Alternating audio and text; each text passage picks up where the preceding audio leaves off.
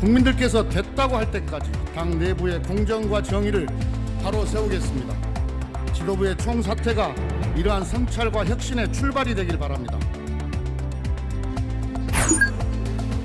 더욱 낮은 자세로 보다 무거운 책임감으로 국정에 임하겠습니다.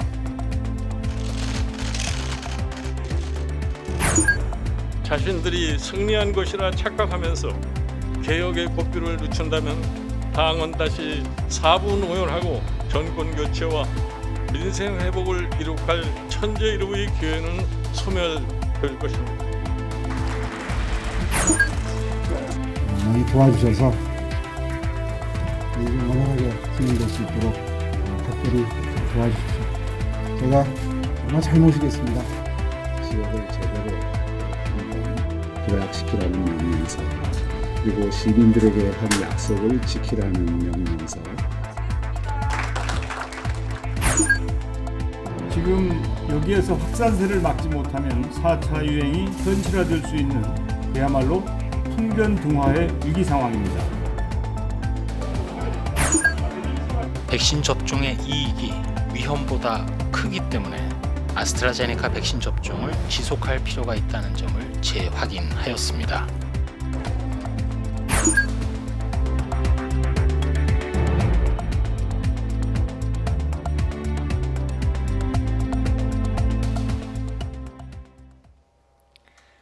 시청자 여러분 안녕하십니까? YTN 뉴스나이트 시작합니다. 4.7 재보궐선거에서 나타난 민심은 매서웠습니다. 충격에 휩싸인 더불어민주당 지도부는 재보선 참패의 책임을 지고 모두 물러났습니다.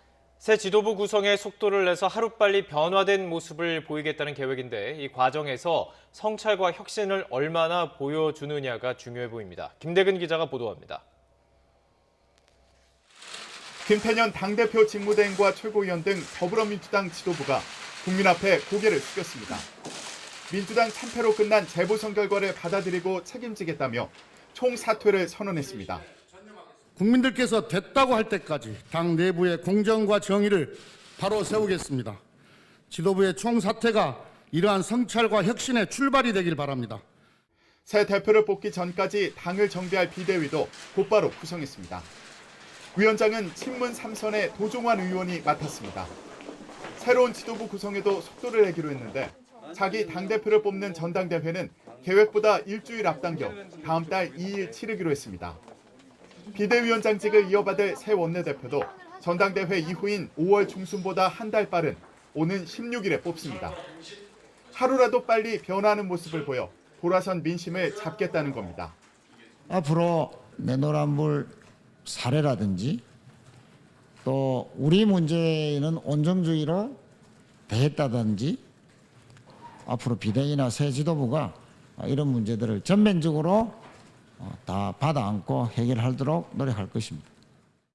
하지만 대선 경선을 앞둔 만큼 새 지도부를 구성하는 과정에서 당내 계파 갈등이 불거질 가능성도 배제할 수 없습니다.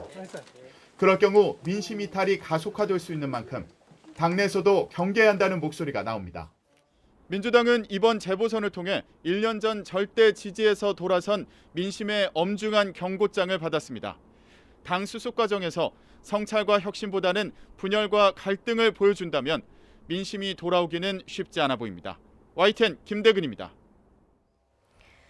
서울시장 보궐선거에서는 2030 세대 변심과 관악, 강북 등 여당 강세 지역의 이탈이 뚜렷하게 나타났습니다. 집값 급등을 불러온 부동산 정책과 불공정으로 대표되는 LH 사태 등이 결정적인 영향을 준 것으로 보입니다. 김도원 기자입니다. 이번 서울시장 보궐선거에서 더불어민주당은 단 한 자치구에서도 국민의힘을 이기지 못했습니다. 불과 1년 전 총선에서 용산과 강남 3구를 제외한 모든 지역구를 석권했던 데 비하면 철저한 패배입니다. 관악과 강북 등 전통적인 민주당 강세 지역도 모두 돌아섰습니다. 코로나19 장기화로 먹고 살기가 힘들어진 가운데 집값까지 오르면서 정부에 대한 서민들의 분노가 치솟은 겁니다. 여기에 LH 사태가 기름을 부었고 결국 정권 심판론은 대세가 됐습니다. 세대별로 보면 40대만 빼고 모든 연령층에서 야당 지지율이 더 높았습니다. 특히 그동안 진보 성향으로 여겨졌던 20, 30대 표심 변화는 주목할 만합니다. 20대는 유독 성별에 따라 투표 성향이 크게 다른 점도 눈에 띄는 대목입니다. 공정의 가치에 민감한 젊은 층이 조국 논란, 인천공항공사 정규직화 논란 등을 거치면서 불공정을 향해 경고장을 날린 거라는 해석이 나옵니다. 젊은 친구들의 이런 경고가 두렵습니다. 제가 서울시에 들어가면 반드시 불공정하다는 이야기가 나오지 않도록 반드시 공정한 서울시 만들어 보겠습니다. 민심이 어디 있는지 끊임없이 살피지 않으면 아무리 탄탄해 보이는 지지 기반이라도 언제든 허물어질 수 있다는 점이 이번 보궐선거로 다시 확인된 셈입니다. YTN 김도원입니다. 문재인 대통령은 국민의 질책을 엄중히 받아들인다며 낮은 자세로 국정에 임하겠다고 밝혔습니다. 임기 말 주요 정책의 일부 차질이 불가피할 것으로 예상되는 가운데 분위기 쇄신을 위한 개각이 빨라질 것으로 보입니다. 차정윤 기자입니다. 정권 심판이라는 민심을 확인한 문재인 대통령은 국민의 질책을 엄중히 받아들인다고 밝혔습니다. 여당의 참패 원인으로 지목되는 부동산 정책 등 국민의 요구 실현에 매진하겠다며 몸을 낮췄습니다. 더욱 낮은 자세로 보다 무거운 책임감으로 국정에 임하겠습니다. 코로나 극복, 경제 회복과 민생 안정, 부동산 부패 청산 등 국민의 절실한 요구를 실현하는 데 매진하겠습니다. 큰 격차로 확인된 성남 민심에 1년여 남은 문 대통령의 임기 동안 국정 운영에도 부담이 지워지게 됐습니다. 이사 공급 대책 등 기존 부동산 정책 기조에도 재정비가 불가피하다는 지적이 나오는 가운데 청와대는 국민의 마음을 얻는 데 부족했다며 신뢰 회복을 위한 노력은 틀림없이 계속될 것이라는 원론적인 입장만 밝혔습니다. 분위기의 쇄신을 위한 개각식에도 더 빨라질 것으로 보입니다. 정세균 국무총리의 사퇴 시점이 다음 주 이란 순방 직후로 점쳐지면서 경제부총리와 장수 장관들을 중심으로 교체 폭이 더 커질 것이라는 전망입니다. 사실상 마지막 총리에는 김부겸 전 행정안전부 장관과 원혜영 전 의원, 박지원 국정원장 등 중량감 있는 정치인부터 유은혜 교육부 총리 등 여성 총리 후보까지 하마평에 오르고 있습니다. 예상보다 큰 집권 여당의 참패에 청와대도 곤혹스러운 분위기입니다. 국정과제의 흔들림 없는 추진을 강조하는 청와대와 내년 대선을 앞두고 속도 조절을 주문하는 여당 사이 갈등까지 불거질 수 있습니다. YTN 차정은입니다. 네, 이번 재보궐선거 승리를 이끈 국민의힘 김종인 비상대책위원장은 국민이 준 값진 승리로 소임을 다했다며 위원장직을 내려놨습니다. 국민의힘을 향해서는 자신들의 승리로 착각하고 개혁의 고삐를 늦춘다면 천재일우의 기회가 사라질 거라고 뼈아픈 경고도 남겼습니다. 부장원 기자입니다. 떠나는 김종인 위원장의 발걸음은 가벼워 보였습니다. 존폐 위기에 몰렸던 당을 떠맡은 지 10개월. 김 위원장은 지난 총선에서 양당 체제라는 민주주의의 균형추가 사라져 나섰었지만 이제는 소임을 다했다고 밝혔습니다. 정권 교체와 민생 회복을 위한 최소한의 기반은 만들었다고 생각하고 저는 이제 자연의 위치로 돌아갑니다. 국민의힘을 향한 경고도 보냈습니다. 이번 재보선은 국민이 준 값진 승리인 만큼 자신들의 승리로 착각하고 개혁의 고삐를 늦추지 말라는 겁니다. 자신들이 승리한 것이라 착각하면서 개혁의 고삐를 늦춘다면 당은 다시 사분오열하고 정권 교체와 민생 회복을 이룩할 천재일우의 기회는 소멸될 것입니다. 당내에서도 개혁을 주도했던 김 위원장이 떠나면서 당이 과거로 돌아갈 수 있다는 우려의 목소리가 나왔습니다. 특정 지역 중심 구도가 바뀌지 않고 몰락의 원인이 됐던 개파 세력이 다시 주도권을 잡는다면 지지층은 언제든 돌아설 수 있다는 겁니다. 이제는 구시대의 유물이 된 개파 정치를 단호히 거부하고 오직 국민만 바라보는 공석이 된 당대표직은 당분간 주호영 원내대표가 대행하게 됩니다.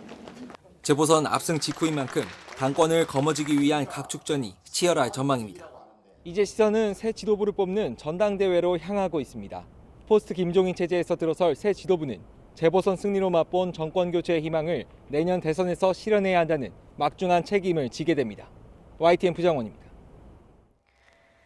거대 양당 간의 맞대결로 치러진 이번 서울시장 보궐선거에서 이른바 제3의 후보는 없었습니다. 단일화가 필승 공식으로 자리 잡으면서 내년 대선에서도 양당 구도는 더욱 심화될 것으로 보입니다. 김승환 기자가 보도합니다. 이번 4.7 서울시장 보궐선거에서 오세훈, 박영선 후보가 가져간 표는 전체 97%에 육박합니다. 부산시장 선거 역시 김영춘, 박형준 후보가 97%의 표를 나눠 가졌습니다. 뒤이은 3위 후보들의 득표율은 각각 1%에 불과했습니다. 제3정당인 정의당이 후보를 내지 않았고 열린민주당과 국민의당은 각각 여야 후보와 단일화하면서 선택지가 거의 사라진 겁니다. 국민의힘은 이번 선거 결과가 자신들이 잘해서가 아니라며 한껏 자세를 낮췄습니다. 국민을 위해 제대로 일하라고 보낸 엄중한 경고이자 무서운 민심입니다. 4년 전 박근혜 대통령 탄핵으로 패족위기까지 몰렸던 정당에 뼈아픈 일격을 당한 민주당은 더 큰 위기에 빠졌습니다. 민주당과 국민의힘이 대결 구도에서 치러진 이번 선거에서 거대 양당 모두 민심을 제대로 반영하지 못하고 있다는 지적이 자연스럽게 나올 수밖에 없습니다. 그런 점에서 이번 선거 과정과 결과는 70년 양당 정치가 빚어낸 불행입니다. 앞서 여야는 밀고 밀리는 싸움을 통해 21대 총선부터 연동형 비례대표제를 도입했지만 거대 정당들이 잇따라 위성정당을 내는 꼼수를 쓰면서 다양한 목소리는 설자를 잃었습니다. 내년 대선을 앞두고 윤석열 전 검찰총장과 국민의당 안철수 대표 등을 중심으로 한 제3지대론이 거론되지만 현실화되기는 어렵습니다.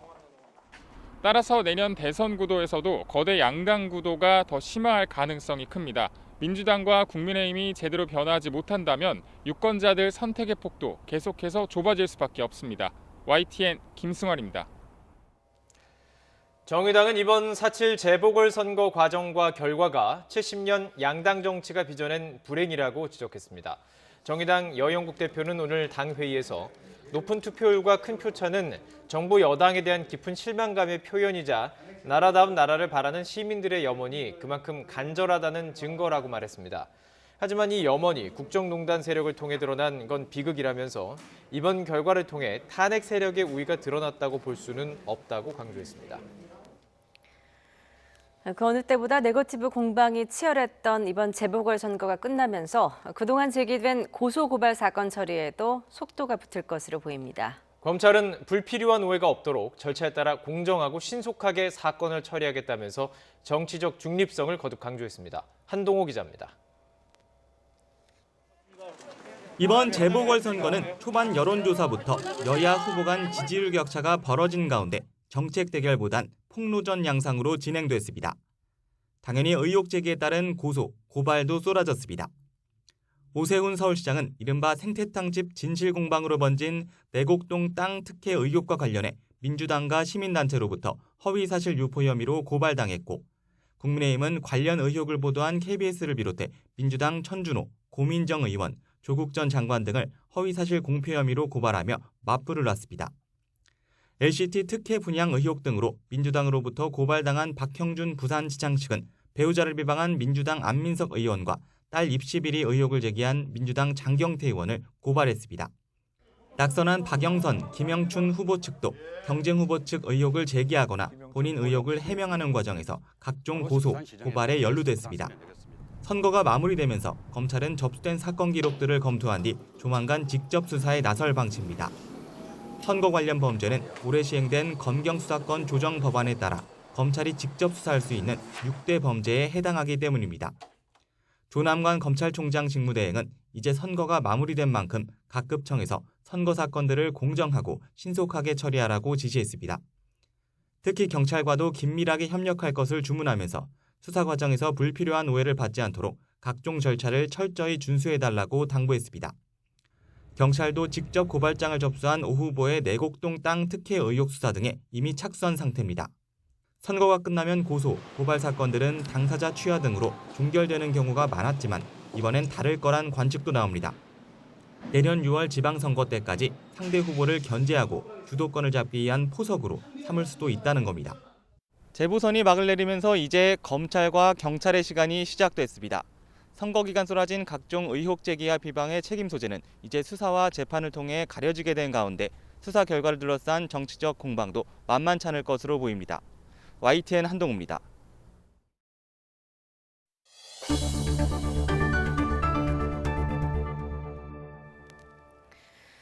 10년 만에 서울시장직에 복귀한 오세훈 시장이 오늘 시청에 첫 출근해 공식 업무를 시작했습니다. 이어 시의회를 예방하고 코로나19 백신 접종센터를 방문하는 등 첫날부터 의욕적인 행보를 보였습니다. 구수본 기자입니다. 오세훈 시장은 취임 첫날을 국립현충원 참배로 시작한 뒤 곧장 시청으로 출근했습니다. 박수를 받으며 청사에 들어선 오 시장은 허리 숙여 감사를 표하고 직원들과 인사했습니다. 서울시 직원 여러분들 이렇게 뵈니까 정말 다시 한번 무거운 책임감이 느껴집니다. 이제 오늘부터 서울시는 다시 뛰겠습니다. 서울시 사무 인수인계서에 서명하고 공식 업무를 인수한 뒤엔 시의회를 예방했습니다. 서울시의회 소속 의원 109명 중 101명이 민주당 소속. 오 시장은 원활한 시정을 위해 도와달라며 몸을 낮췄습니다. 이 로마가 승리하고 성을 쌓지 않고 길을 냈다고 하지 않습니까? 그래서 우리 시장님께서 이 소통의 길, 그런 길을 좀 내는 그런 시장님 되셨으면 합니다. 많이 도와주셔서 이 좀 원활하게 진행될 수 있도록 각별히 좀 도와주십시오. 제가 정말 잘 모시겠습니다. 오후엔 서울시 1호 예방접종센터를 방문해 현장 인력을 격려하고 센터 운영 상황을 살폈고 이후엔 서울시 간부들에게 향후 시정 운영 방침을 밝혔습니다. 시정을 바라보는 철학이 다르고 원칙이 다르기 때문에 뭔가 좀 수정하는 일들은 조금씩 있을 수 있겠죠. 그러나 그렇게 전임 시장 초기 때처럼 정말 깊은 검토도 없이 그런 방향 전환은 분명히 없을 것이다. 오 시장의 취임으로 시정에 적지 않은 변화가 올 거로 예상되는 가운데 1년여 짧은 임기 안에 성과를 내기 위해 오 시장은 취임 첫날부터 바쁘게 움직였습니다. YTN 구수본입니다. 박형준 부산시장은 선열에 대한 참배를 시작으로 업무에 들어갔습니다. 1년여 짧은 임기 동안 지역 코로나19 상황과 가덕 신공항 이슈 등 풀어야 할 과제가 많습니다. 김종우 기자입니다. 시장 당선 후 처음 찾은 곳은 부산 충렬사입니다.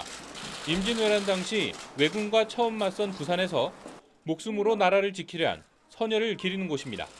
그 정신을 계승해서 새로운 부산으로 나아가겠다는 의지를 선열들에게 보고드리는 자리였습니다. 제38대 부산시장 임기는 선거관리위원회에서 당선증을 받으며 시작했습니다.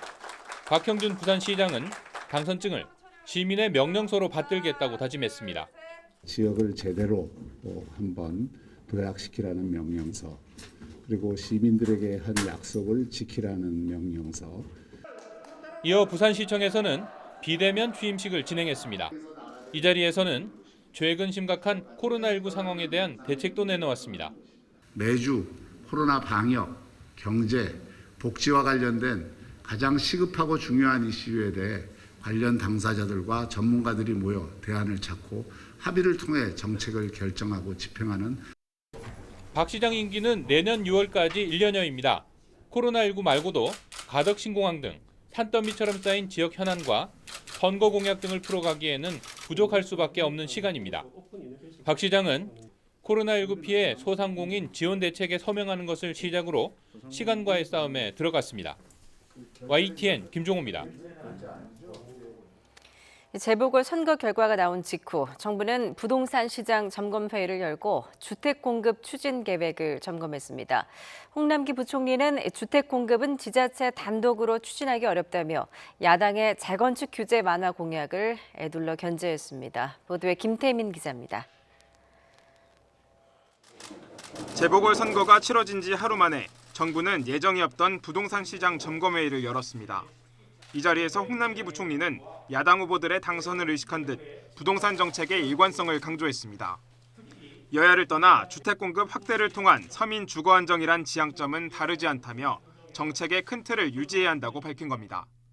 정부는 이러한 지향점을 향하여 투기 수요의 억제와 실수요자의 보호, 그리고 불공정 거래 근절 등 그동안 부동산 정책의 큰 틀은 흔들림 없이 유지되어야 한다고 생각합니다. 특히 오세훈 신임 서울시장이 공약으로 내걸었던 재건축 규제 완화가 곧장 이루어지긴 어렵다는 뜻도 에둘러 내비쳤습니다. 주택 공급은 중앙정부나 지자체가 단독으로 추진할 수 없다며 서로 긴밀한 협력이 필요하다고 강조했습니다. 주택 공급은 후보지의 선정, 지구의 지정, 심의 및 인허가 등 일련의 행정 절차상 중앙정부와 광역지자체와 기초지자체 어느 하나 단독으로 할 수 있는 것이 아니며 상호 협력이 뒷받침되어야 합니다. 실제 도심 공공주택의 경우도 국토부와 서울시가 합동으로 후보지를 공모하면 서울시가 정비계획을 세우고 다시 서울시가 심의 인허가를, 정부는 법령 정비와 예산 지원을 맡는 구조로 추진됩니다. 정부와 지자체의 부동산 정책이 엇박자를 낸다면 시장 혼란을 피할 수 없는 구조인 셈입니다. 공급 정책을 둘러싼 공공주도와 민간주도의 힘겨루기가 점쳐지는 가운데 과연 시장이 어떻게 반응할지에도 관심이 모아지고 있습니다. YTN 김태민입니다. 정부의 부동산 정책이 공급 확대로 전환되면서 서울 아파트 매매 시장은 점차 안정을 찾아가는 모습입니다. LH 사태로 국민들의 불신은 여전한 가운데 정부는 이런 안정세를 이어가기 위해서 이달 2차 신규 공공택지 후보지를 발표하기로 했습니다. 김현우 기자입니다. 지난해 하반기까지만 해도 집값이 계속 오를 거라는 불안 심리로 서울 아파트 값은 큰 폭의 상승 곡선을 이어갔습니다. 공황구매, 이른바 패닉 바잉이 정점에 달했던 지난해 7월 1% 이상 폭등하는 등 연간 3%가량 아파트값이 상승했습니다. 하지만 2사 공급 대책 이후 매수 심리가 안정을 찾으면서 오름폭이 축소되고 있습니다. 최근 금리 상승과 종부세 부담이 늘면서 매물이 늘어난 것도 영향을 미친 것으로 풀이됩니다. 주간 변동률 지표라던가 거래량 같은 것들이 수치가 조금 계속 낮아지면서 전체적으로 거래 둔화와 함께 상승세도 조금 떨어지고 일부에서는 가격이 조금 내려서 거래되는 실거래 신고 사례도 나오고 있어서 서울 수도권을 중심으로 공급 신호가 확산하고 다주택자들의 절세 매물이 증가하면서 일단 지켜보자는 관망세가 이어지고 있습니다. 2사 대책 이전과 비교하면 아파트를 사려는 사람보다 내놓는 사람이 더 많은 이른바 매수자 우위 양상을 보이고 있습니다. 이 때문에 정부는 LH 사태에도 불구하고 후퇴 없는 공급 계획 추진을 재확인했습니다. 4월 중에 신규 택지 발표, 그리고 4, 5월 중에 지자체 제안의 추가 사업 후보지 발표, 그리고 5월 중에 민간 제안 통합 공모 등 2사 대책을 포함한 주택 공급 대책을 일정대로 추진해 나갈. 시장에서는 여전히 공급보단 민간 주도의 공급을 원하는 지역도 많아 주민 동의를 원만하게 이끌어내야 하는 과제가 숙제로 남아 있습니다. YTN 김현우입니다.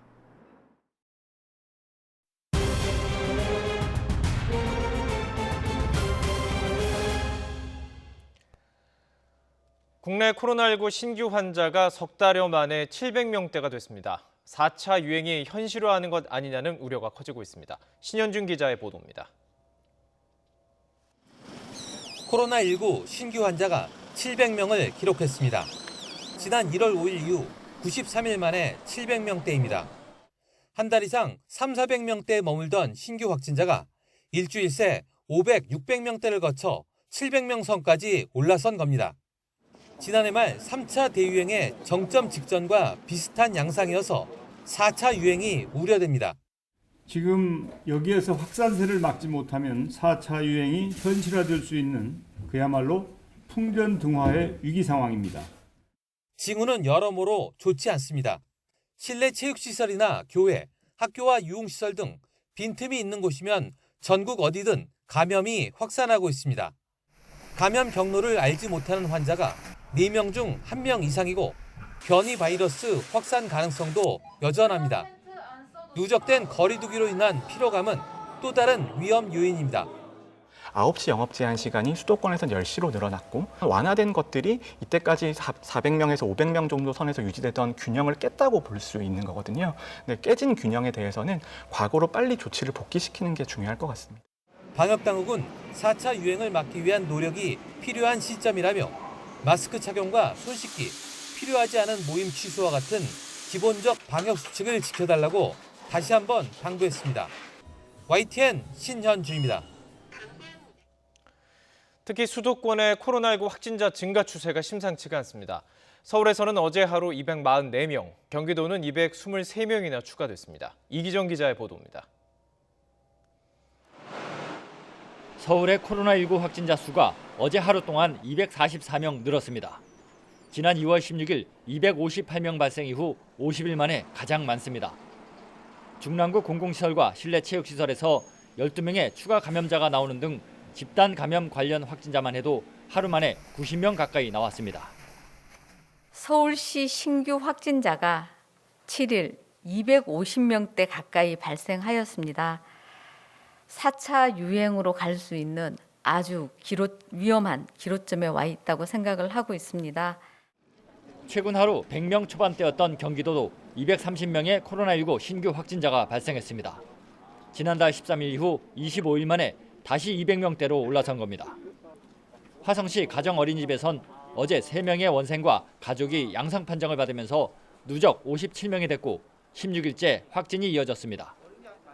인천은 어제 하루 26명이 신규로 확진 판정을 받았는데 소규모 집단 감염이 발생한 미추홀구의 어린이집에서 추가 양성 판정을 받아 모두 18명으로 확진자가 늘었습니다.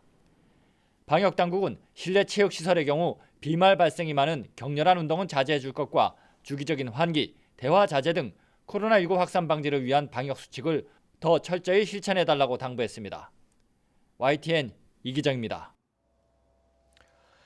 서울 서초구 실내체육시설에서 무더기로 확진자가 발생했고 이른바 자매교회에서 시작된 집단 감염도 어느덧 전국 13개 시도까지 번졌습니다. 엄윤주 기자의 보도입니다. 서울 서초구에 있는 지하 실내 체육시설. 문은 굳게 잠겨 있고 방역을 위해 오는 11일까지 임시 휴장한다는 안내문이 부착돼 있습니다. 지난달 26일 이용자 1명이 처음 확진됐는데 13일 만에 누적 확진자가 50명을 넘어서면서 문을 닫은 겁니다. 여기 이 아파트에서 유명한 저 스포츠 코드야. 거기가 저 시설도 많고 향도 좋고 그래. 여기 아파트에는 이 아파트에 유명한 사람들이 많이 살아 여기. 역학조사에서 이곳은 마스크 착용과 함께 명부 작성, 샤워실 별도 운영 등 방역 수칙을 잘 지킨 것으로 확인됐습니다. 하지만 지하에 있어 자연 환기가 어려웠던 게 감염 확산의 뇌관으로 꼽혔습니다. 지하라는 시설 때문에 자연 환기는 어려운 상황이었다라고 보고가 되고 있습니다. 나머지 상황들에 있어서는 조사가 좀 더 진행돼야지 설명드릴 수 있을 것 같고. 서울대학교에서는 학생 10여 명이 무더기로 확진 판정을 받았습니다. 방역당국은 지난 6일 첫 확진 판정을 받은 재학생 2명이 학내 동아리 활동을 하면서 바이러스가 전파된 것으로 추정하고 있습니다. 그분들이 식사를 같이 했대요. 동아리에서 식사를. 그러면서 거기서 좀 많이 나왔다고 그렇게 얘기 들었어요. 저는. 전국을 돌며 치유 집회를 열어 종교 의식을 진행한 자매교회에서도 확진자가 잇따라 나오고 있습니다. 강원도에서도 교인 2명이 추가 감염되면서 이곳 관련 확진자는 전국 13개 시도에서 나오게 됐습니다. 어느덧 누적 확진자가 200여 명에 달합니다. 느슨해진 경각심을 틈타 곳곳에서 크고 작은 집단 감염이 속출하면서 4차 대유행에 대한 우려는 더욱 커지고 있습니다. YTN 엄윤주입니다. 대전에서는 학원과 학교를 중심으로 집단 감염이 이어졌고 부산에서는 사회적 거리 두기를 격상했지만 좀처럼 확진자가 줄지 않고 있습니다. 이상곤 기자입니다. 대전 동구 보습학원에서 시작된 감염이 학교를 거쳐 또 다른 학원까지 번졌습니다. 새로운 집단 감염이 확인된 건 중구에 있는 연기보컬 학원입니다. 감염된 고등학생이 다닌 것으로 파악돼 접촉자를 검사한 결과 수강생들이 잇따라 확진됐습니다. 확진자가 나온 학교와 검사 대상자가 계속 늘면서 여전히 안심할 수 없는 상황입니다. 방역당국은 확진된 동구 학원 수강생들을 통해 집단 감염이 발생한 학교들을 주목하고 있습니다. CCTV를 일부 확인한 결과 학생들이 마스크를 제대로 쓰지 않고 돌아다니는 등 학교의 관리 감독이 부실했던 것으로 전해졌습니다. 그건 조사가 들어갈 겁니다. 물론 이제 학교에 대해서도 CCTV나 이런 걸 확보를 해가지고 학생들이 잘 지켰나 안 지켰나도 볼 계획입니다. 유흥업소발 집단 감염으로 지난 2일 사회적 거리두기를 2단계로 격상한 부산에서도 확진자가 속출하고 있습니다. 선제 검사가 이어지면서 유흥업소 관련 확진자가 끊이지 않고 있고 접촉자 검사에서 다중이용시설과 학교, 직장 등에서 감염 사례가 계속 보고되고 있습니다. 부산의 전 지역에서 폭넓게 지금 환자가 발생하고 있기 때문에 당분간 이런 추세가 진행될 것으로 보여집니다. 사회적 거리두기 단계 조정과 관련하여서는 지금 현재 중앙정부와 협의 중에 있습니다. 부활절 예배를 본 충남 당진의 한 교회와 관련해서도 교인과 가족, 지인 등이 추가로 확진됐습니다. 세종시에서는 식사와 등산 등 일상생활 속 접촉으로 인한 감염이 확인되는 등 코로나19 확산 기세가 갈수록 거세지고 있습니다. YTN 이상곤입니다. 코로나19 하루 확진자가 700명대까지 올라선 가운데 정부가 내일 거리두기 단계를 조정합니다. 전문가들은 지금도 너무 늦었다면서 서둘러 단계를 상향 조정해야 한다고 강조했습니다. 이동우 기자입니다.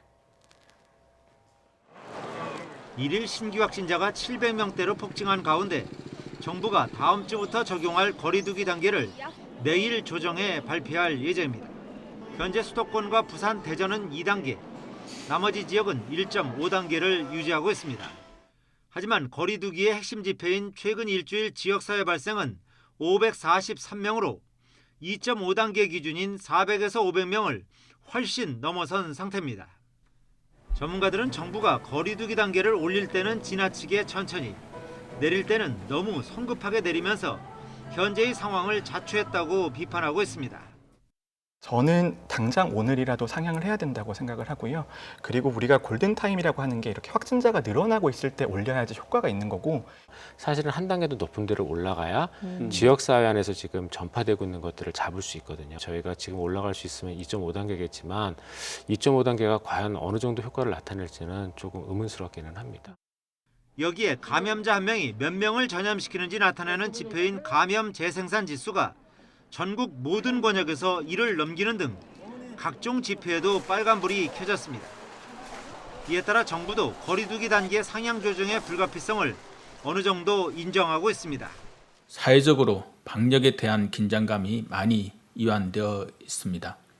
이제는 4차 유행의 가능성이 커지고 있는 만큼 방역의 긴장감을 다시 높여야 할 때입니다.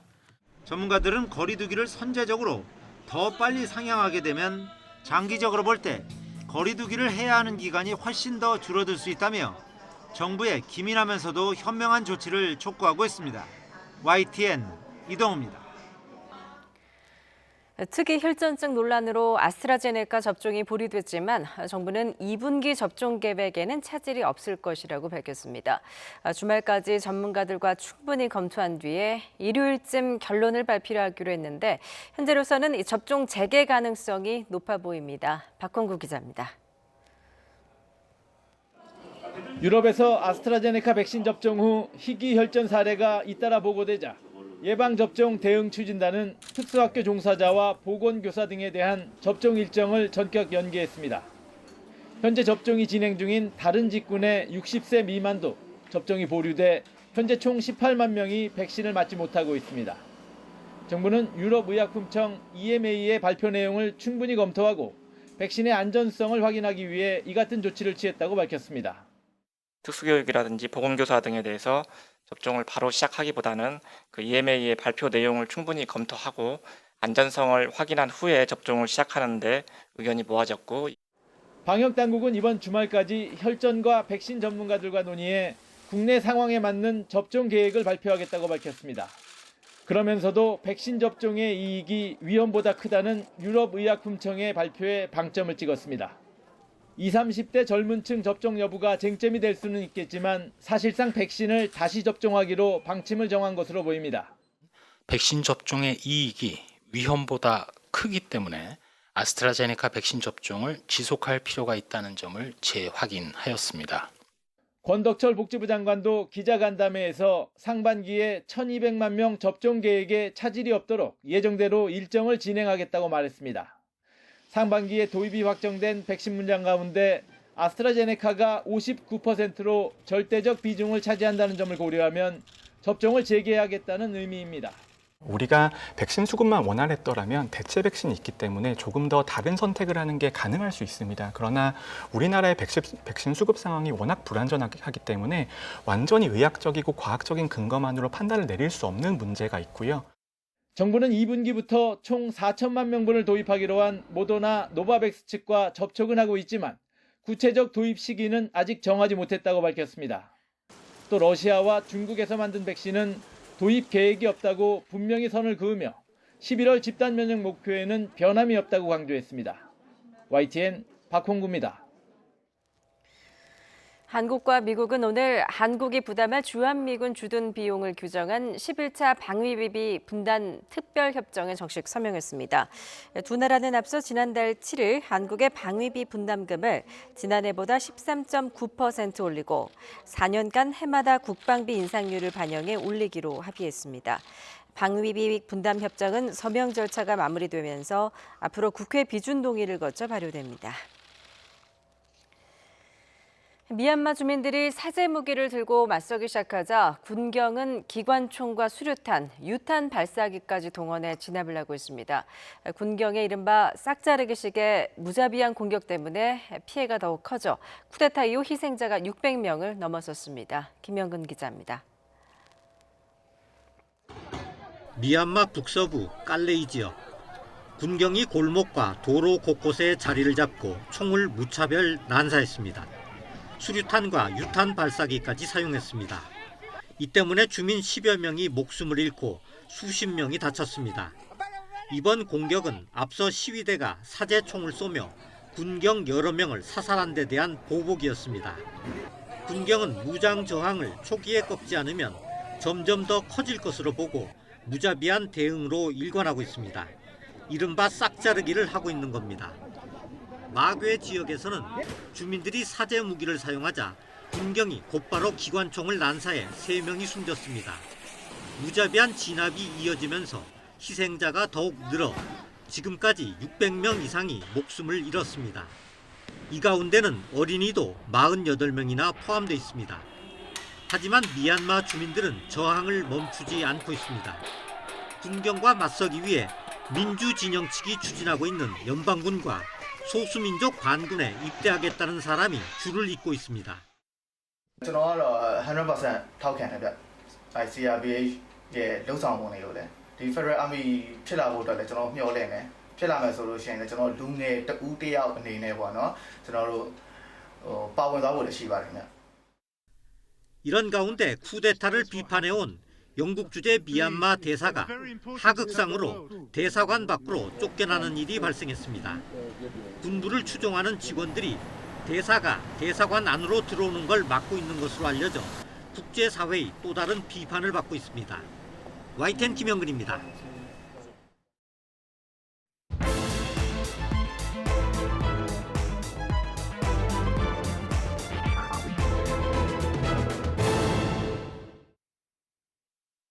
그 민심의 벼락 같은 고통 이걸 보면서 잠을 이룰 수가 없었죠. 이 민심은 개혁도 그리고 민생도 제대로 해내지 못한 우리 당에 아주 따갑게 질책을 하는 것으로 이렇게 생각을 하고요.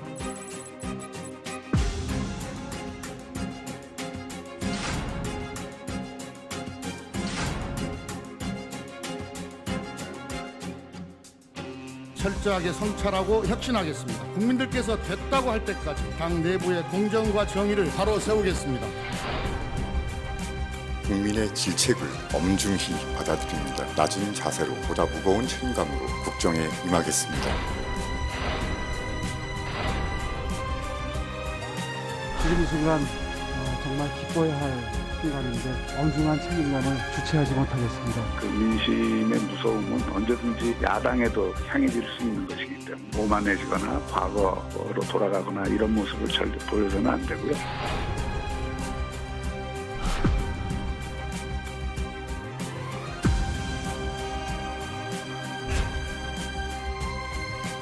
자신들이 승리한 것이라 착각하면서 개혁의 목표를 늦춘다면 당은 다시 사분오열하고 정권 교체와 민생 회복을 이룩할 천재일보의 기회는 소멸될 것입니다.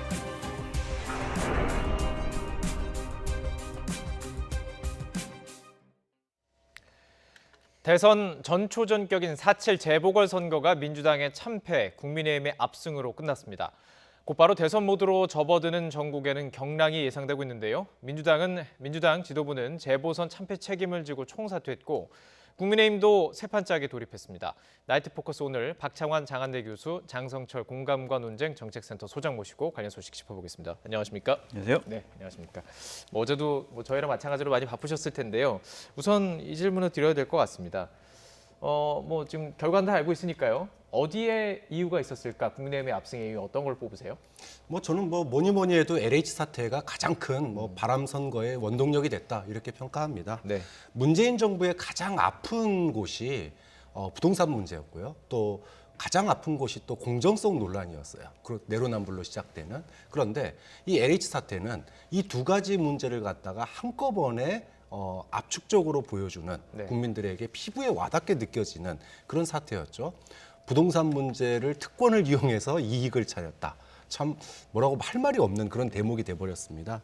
이게 진짜 분노의 심판론의 쓰나미를 갖다 가져왔고 그 앞에서는 네거티브도 도덕성도 세대 간의 갈등이나 진영 논리 이런 거 다 필요 없을 정도로 1년 만에 완전히 싹쓸이로 민주당이 이겼던 선거를 1년 만에 민주당에 대한 심판으로 바꾸게 된 계기는 네. 결국은 성남 부동산 민심과 네. 공정성에 대한 논란이 LH 사태로 폭발한 것이 가장 결정적이다 봐야 되겠죠. 지금 짚어주신 부분들 다 동의를 하시죠? 다 동의해요. 예. 그러니까 무엇 때문에 분노를 했을까? 결국에는 부동산 문제 때문이다라는 거고요. 또 무엇 때문에 분노했을까? 이 집권 세력의 위선과 내로남불 때문이었다. 또 무엇 때문에 분노했을까? 결국에는 여러 가지 불공정한 모습들에 상당히 분노한 것 같은데 뉴욕타임즈에서 여당의 참패 원인을 두 가지로 꼽았어요. 하나는 조국, 하나는 내로남불 이렇게 뽑았어요. 네. 미국에서도 보는 참패 원인은 우리가 분석한 거랑 똑같다라는 생각이 드는데 네.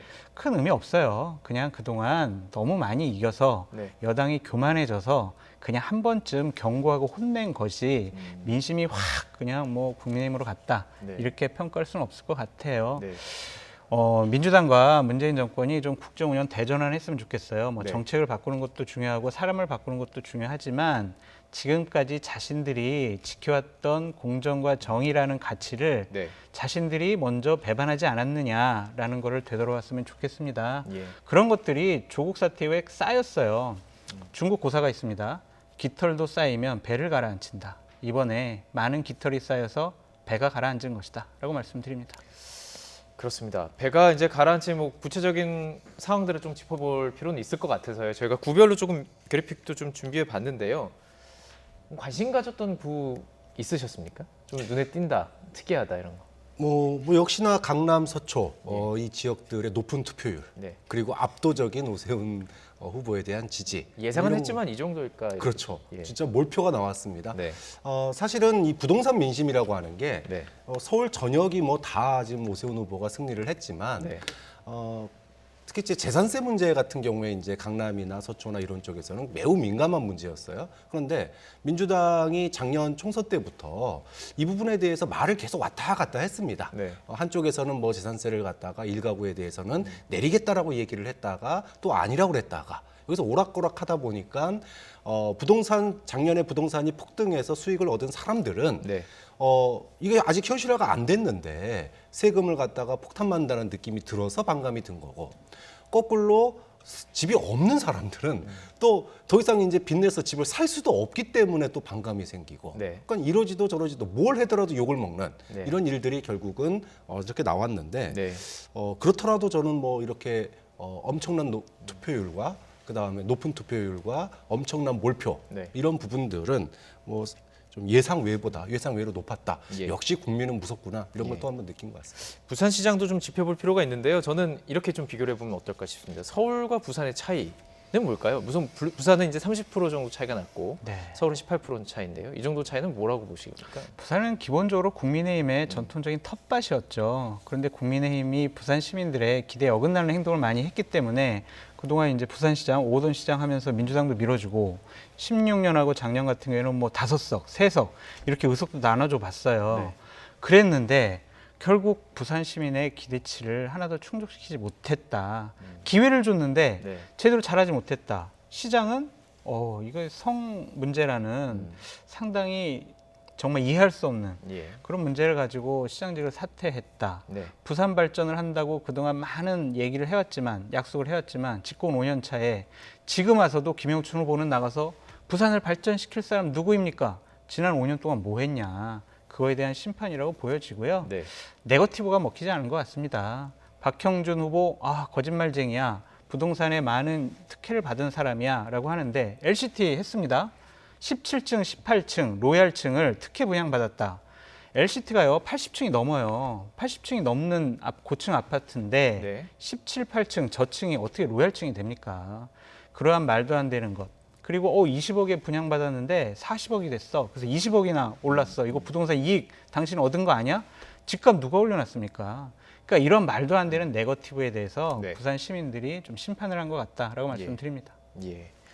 한 가지만 더 이제 뭐 정리를 하는 과정 속에서 분석해 볼 것은 20대 투표였습니다. 물론 뭐 40대도 좀 특이하다라고 볼 수는 없겠지만 다른 그 연령대랑 비교했을 때 조금 튀긴 하지만 20대 어떻게 좀 보셨어요? 20대는 또 남녀가 또 나뉘기도 하더라고요. 네. 예. 사실은 뭐 40, 50대의 민주화 세대를 대변하는 40, 50대 또 산업화 세대를 대변하는 60대 이상은 네. 뭐 어느 정도의 편차는 있습니다만은 그래도 네네. 전통적인 투표 성향이 조금은 나타나고 있어요. 그런데 20대는 그런 뭐 산업화 세대나 민주화 세대처럼 어느 특정 당을 지지하는 성향이 없다라고 하는 게 저는 또 한번 드러났다고 봐요. 그러니까 큰 이슈에 따라서 20, 30대는 많이 바뀐다. 근데 다음에도 달라질 수 있는 거네요. 그렇죠. 다음에 또 달라질 수 있습니다. 예. 그런데 30대 같은 경우에는 부동산에 대한 그동안에 이제 돈 모아서 집 사는 거라고 알려졌었는데 소위 영끌해야지 살 수 있고 그나마 지금은 영끌해도 못 사는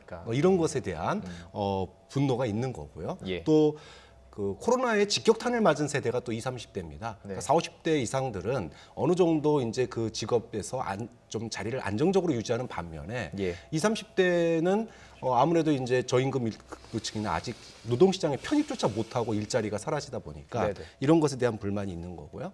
그나마 20, 30대 여성들이 민주당의 전통적인 아주 강고한 텃밭이었는데 이제 박 전 시장의 성추행 그리고 이번에 그 논란이 불거진 피해 호소인과 관련된 캠프 관련자들의 문제 이런 것들이 터지면서 일시에 그 여성 지지층이 등을 돌리는 이런 일들까지 있었기 때문에 뭐 20, 30대 특히나 남성들 같은 경우 20대 남성들 같은 경우에는 페미니즘을 지향했던 현 정부의 그런 소위 말하면 위선 또는 가면 이런 것들 그리고 그래서 반페미니즘적인 성향도 어느 정도 좀 있는데 여기에 이제 불을 지른 거죠. 그러다 보니까 20, 30대가 이번만큼은 정말로 그동안 미뤄졌는데 배신감, 믿었던 여당에 대한 배신감이 고스란히 다시 이제 민주당에 대한 심판으로 오지 않았나 생각이 듭니다. 예, 소장님의 분석도 좀 들어보고 싶습니다. 비슷해요. 교수님께서 말씀을 워낙 잘해주셨는데 네. 저는 다른 표현으로 해다 보면 첫 번째는요. 과연 이 정부가 정의로우냐, 공정하냐 그런 것과 우리는 너무 좌절스러워, 허탈해라는 표현인 것 같습니다.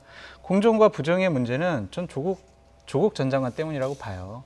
조국 전 장관의 자녀가 표창장과 인턴 증명서를 위조해서 의사가 됐어요. 1심 판결에 의하면 위조했다고 합니다. 과연 우리나라가 그걸 위조해가지고 의사가 될 수 있는 나라? 그게 정의로울까? 그게 옳을까? 그건 옳지 않아 라고 생각을 했는데 이 문재인 정권은 대통령께서는 조국의 마음에 빚이 있다고 그러고 민주당은요 조국을 수호하자라고 그랬어요. 왜 수호하지? 저런 부정의한 사람을 왜 수호하지? 그런 거에 대한 분노가 하나가 있었고요. 취업도 잘 안 됩니다. 그리고 내가 취업을 했더라도 돈을 모아서 높아진 서울 집값, 경기도 집값 살 수가 없어요. 그런 허탈감과 좌절감이 분노로 표현돼서 국민의힘을 지지한 것으로 나타났다라고 보여집니다. 두 분은 이제 학계에서 또 현장에서 이런 정책의 실패라든지 선거들을 분석하시기 때문에 좀 자세히 여쭤봤습니다. 얘기 들어봤고요. 자, 이제 민주당 쪽으로 좀 시선 옮겨보도록 하겠습니다. 이번에 최악의 성적표를 받아든 민주당, 결국 지도부 총사퇴와 비상대책위원회 체제로의 전환이 결정됐습니다. 대국민 성명 발표 장면 보고 오시죠. 오늘 더불어민주당 지도부는 이번 선거 결과에 책임을 지고 전원 사퇴합니다. 이번 선거를 통해 국민들께서는 민주당에 많은 과제를 주셨습니다. 철저하게 성찰하고 혁신하겠습니다. 국민들께서 됐다고 할 때까지 당 내부의 공정과 정의를 바로 세우겠습니다. 지도부의 총사퇴가 이러한 성찰과 혁신의 출발이 되길 바랍니다. 지도부 사퇴 이후 전당대회와 원내대표 선거는 최대한 앞당겨 실시할 것입니다. 새로 선출된 지도부가 민심에 부합하는 혁신을 선도할 것입니다. 네, 함께 들어봤고요. 이제 원내대표 선거부터 일단 최대한 앞장서서 치르고 나서 대대적인 쇄신을 하는데 사실은 이게 목표가 있죠. 이제 대선을 준비하는 과정이 아니겠습니까? 상당히 좀 어려운 길을 갈 것 같아요. 어려운 길이다. 네. 왜냐하면 시간이 짧습니다. 너무 짧아요. 그리고 쇄신을 하려면 두 가지를 해야 되죠. 하나는 정책 쇄신이고요. 또 하나는 인적 쇄신입니다. 그런데 정책 쇄신을 하려고 그러는데 이번 선거에서 드러났듯이 이렇게 국민들의 정부에 대한 심판론이 컸음에도 불구하고 대통령 지지율은 여전히 30%가 넘고 있고 박영선 후보의 지지율도 거의 40%에 육박했습니다. 자, 이렇게 지지율이 무너지지 않은 상태에서 정책을 얼마만큼 전환할 수 있을까? 정책을 전환하려고 해도 그러니까 집토끼를 이룰 수도 그렇죠. 있는 거네요. 지지층이 강고한 지지층이 정책 전환에 대해서 이럴 줄 알았다. 이러면서 오히려 또 이게 지지율의 약화 현상으로 일어날 수도 있는 거거든요. 그렇기 때문에 정책 쇄신이 과연 얼마만큼 될 수 있겠느냐라고 하는 점에서 또 한계점이 있는 것 같고 또 하나는 인적 쇄신입니다. 그동안에 원팀을 강조해 왔어요. 지난 총선, 대선 거치면서 원팀을 강조하다 보니까 당 내의 쓴소리에 대해서 사실은 그렇게 사람을 키우지를 못했습니다. 그러니까 지금 줄줄이 대선 주자들이 다 떨어져 나가고 이제 딱 한 사람, 이재명 지사 혼자 남았어요. 그런데 이번 서울시장 선거에서 보였다시피 과거의 획일적인 저 사람은 과거에 이렇던 사람이다라고 하는 선거운동을 했거든요. 우리가 미래 청년들에게 이러한 삶을 주겠다라고 미래에 대한 약속이 별로 눈에 보이지 않았습니다. 그러면 미래지향적인 인물들이 보여야 되는데 예를 들어 그동안에 민주당 내에서 예를 든 겁니다. 박용진 의원처럼 뭐 유치원 3법이라든지 이렇게 이슈를 제기한 젊은 의원들이 많이 있었는데 이 사람들을 당에서 키워주지를 않아요. 그러다 보니까 미래의 정치인들, 새롭게 민주당의 간판이 될 수 있는 이런 사람들을 발굴하지 못했던 점도 저는 인적 쇄신에 또 한계로 작용하고 있다. 그러니까 소위 말해서 586이 굉장히 이제 너무 오래 먹는 거 아니냐 이런 이제 이야기까지 있는 거거든요. 그렇게 본다면 이 짧은 시간 안에 정책 쇄신과 인적 쇄신이 과연 얼마만큼 될 것인가 이 점에 있어서 굉장히 한계점을 가질 수밖에 없다. 지도부는 사퇴했지만 이거 수습하는데 시간이 굉장히 오래 걸릴 거다. 이거는 30%의 지지율이 잘하면 이게 정말 비빌 언덕이 될 수도 있지만 잘못하면 이게 독이 될 수도 있다. 이것까지 잃어버릴 수 있으니까요. 그렇죠. 자, 그렇다면 지금 말씀해 주신 거는 이재명 지사를 중심으로 해처모여가 이루어질 가능성도 있다고 보이는데 그렇게 했을 때 이제 인적 쇄신, 뭐 정책 결도 조금 다르니까요. 지금 차기 당권 후보로 거론되는 분 송영길 의원, 우원식 의원, 홍영표 의원이에요. 지금 이 숙제를 할 수 있는 분이 있을까요? 교수님께서 너무 점잖게 표현해 주셨어요. 한계가 있다라고 표현하셨는데 저는 불가능할 것 같아요. 송영길 의원, 친문, 친노 세력입니다. 우원식 의원 마찬가지입니다. 홍영표 의원 마찬가지입니다. 강성으로 되죠. 저런 분이 당대표가 된들 어떠한 쇄신을 할 수가 있을까요? 어떠한 정책적인 변화, 혁신할 수 있을까요? 그냥 지금까지 해왔던 일 그대로 더 강하게 할 수밖에 없다라는 생각이 들고 저분들이 당대표가 된다고 한들 국민들이 와 민주당 바뀌었구나. 야 민주당 뭔가 기대해도 되겠는데? 라는 생각을 할 수가 있을까요? 이번에 비대위원장으로 도종환 의원을 했습니다. 대표적인 친문 인사입니다. 이런 분 비대위원장 한 거는요. 비대위원장이 아니라 모면위원장이에요. 그냥 현재 상황 잠깐 좀 모면하고 전당대회까지 대강대강 좀 당 운영해줘 라고 생각하는 것 같습니다. 아직도 제대로 위기가 뭔지 민주당도 느끼지 못하고 있다라는 생각이 듭니다. 곧 원내대표 선거 있습니다. 윤호중 의원이 될 가능성이 많다고 그래요. 대표적인 친문 인사입니다. 당이 오히려 친문 세력에 더 장악된다. 그렇다면 국민의 민심을 읽는 것으로부터 더 어긋날 수가 있다라고 말씀드려요. 어제 박진영 대변인, 부대변인 나오셔서 우리는 원팀이다. 할 수 있다. 저희 같은 질문 드렸었거든요. 이렇게 말씀을 하셨기 때문에 한번 어려운 숙제를 어떻게 해결하는지 한번 지켜보도록 하겠습니다. 아니, 지금 민주당이 우리가 원팀이 아니라서 이렇게 국민에게 버림받았습니까? 너무 자기들끼리만 했잖아요. 박범계 장관이 얘기를 했어요. 왜 우리 편 안 들어? 그것 때문에 지금 민주당이 망가진 거예요. 하나팀 강조하다 보면은요, 국민의 민심으로부터 점점 멀어질 수 있다라고 말씀드려요. 예, 알겠습니다. 자, 좀 시선을 옮겨서요, 이제 청와대로 좀 넘어가 보도록 하겠습니다. 이번 재보궐선거 결과 관련해서 청와대 반응도 나왔습니다. 강민석 청와대 대변인의 브리핑 직접 들어보시죠. 국민의 질책을 엄중히 받아들입니다. 더욱 낮은 자세로 보다 무거운 책임감으로 국정에 임하겠습니다. 코로나 극복, 경제 회복과 민생 안정, 부동산 부패 청산 등 국민의 절실한 요구를 실현하는 데 매진하겠습니다. 낮은 자세와 무거운 책임감으로 국정에 임할 것이다. 어떻게 들으셨습니까? 선거 패배하고 난 다음에 여당이 항상 하는 얘기가 이런 얘기죠. 지금 여당뿐만이 아닙니다. 과거에 보수 세력이 집권했을 때도 예를 들어 어떤 선거에 패배했다 그러면은 똑같은 말을 했었어요. 지금 그런 점에서 이제 임기가 얼마 안 남은 지금 정권이 과연 얼마만큼 쇄신할 수 있을까 좀 그런 점에서는 그런데 어쨌든 국민의 심판이 확연하게 보이지 않습니까? 그리고 새로운 일을 벌리기보단 이미 이제 그동안의 제도 변화들이 많이 됐어요. 이런 부분들이 좀 안착될 수 있도록 노력하는 게 필요하다고 보고요. 정말로 민생 중심으로 가겠다라고 얘기를 하셨으니까 그렇게 한다면 그건 말이 아니라 행동으로 보여주는 게 더 중요하다고 봅니다. 청와대도 사실 교수님께서 지금 조금 전에 말씀해 주신 정책 쇄신, 인적 쇄신이라는 숙제가 조금 같이 갈 수밖에 없는 상황이잖아요. 그렇죠. 이제 물갈이가 불가피합니다. 일단 내각 사퇴, 예를 들어 이제 정세균 총리가 이제 그 전부터 이제 사퇴 얘기가 나왔었는데, 근데 누군가는 책임을 져야 돼요. 그렇다고 대통령이 임기 중에 내려올 수는 없는 거고, 결국은 총리가 책임지고 이제 사퇴를 할 수밖에 없을 거고요. 그러면은 신임 총리를 어떤 사람을 뽑느냐, 결국은 통합형. 관리업, 원래 임기 말이 그렇지 않습니까? 그런 쪽으로 갈 수밖에 없을 거고 청와대의 힘이 급격하게 빠질 수밖에 없어요. 그럼 이제 책임론이 나올 수밖에 없는데 이런 상태에서 청와대가 할 수 있는 것은 사실 이렇게 많지가 않기 때문에 이제 좀 뭐랄까요? 국민을 좀 다독이고 통합할 수 있는 그런 모습이 지금은 더 필요하다고 봅니다. 상징적인 인물이 그렇다면 이제 새로운 총리가 될 수밖에 없을 텐데요. 누가 있을까요? 총리는 상징적인 의미가 안 돼요. 지금 김부겸 의원이 되느냐, 무슨 이태복 전 장관이 되느냐, 이런 얘기를 하는데 어차피 대통령자에서 총리가 무슨 의미가 있겠습니까? 저는요, 이번에 청와대에서 얘기한 낮은 자세 그리고 무거운 책임감 이거에 상징적인 인사가 있어요. 이게 바로미터입니다. 이것에 있어서 만약 국민의 눈높이에 맞지 않는 인사를 하게 되면요, 더 큰 저항을 불러일으킬 거예요. 검찰총장입니다. 차기 검찰총장 누구를 시킬 것이냐. 그냥 우리 정권을 보호하고 우리를 향한 수사 못하게 하는 지금 친정권 검사들로 알려진 그런 예를 들면 이성윤 서울지검장, 김호수 전 법무부 차관 이런 분들을 시키게 되면은요, 이거는 청와대가 말로 현재의 어려움을 때우려는 것이다. 아직도 뭔가를 잘못 민심을 읽고 있다라고 볼 수밖에 없어요.